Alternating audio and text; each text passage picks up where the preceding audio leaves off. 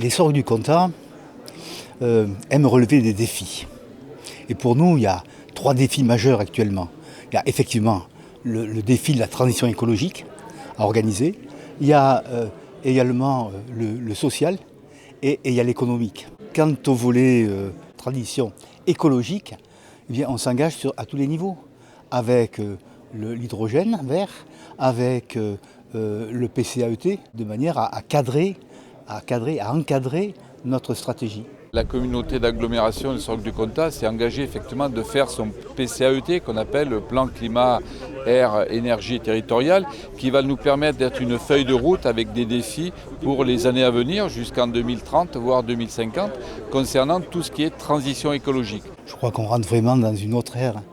On est dans un autre monde où il faut revoir les choses de manière complètement différente, aussi bien en matière d'énergie, en matière de mode de vie, en matière de déplacement. Avoir de la mobilité beaucoup plus douce à partir de vélos électriques ou de nouveaux styles de mobilité avec les lignes de bus entre les communes de la communauté de l'agglomération. On travaille sur l'hydrogène vert, parce que là il y a un avenir.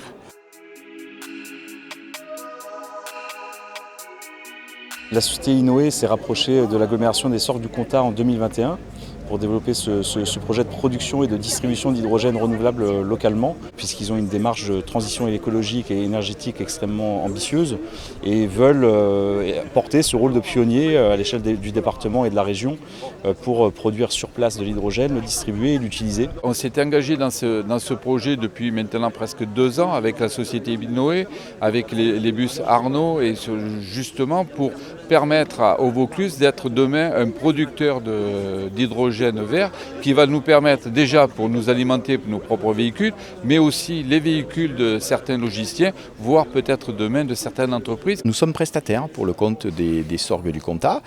Nous opérons depuis 2011 le réseau urbain Sorgues en bus. Quand on parle d'hydrogène, on est surtout sur des utilisations pour prolonger des autonomies. C'est-à-dire que faire plus de 400 km ou 500 km, aujourd'hui, il n'y a qu'une alternative qui est l'hydrogène. Ça sera utile d'avoir des véhicules qui n'émettent pas de CO2, pas de particules fines et qui puissent circuler ici dans ces agglomérations. Donc ça s'est amené à se développer assez massivement. Et pour cela, c'est des objectifs à atteindre.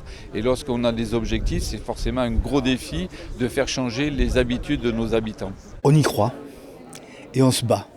Et on aime les défis, comme j'ai dit au début.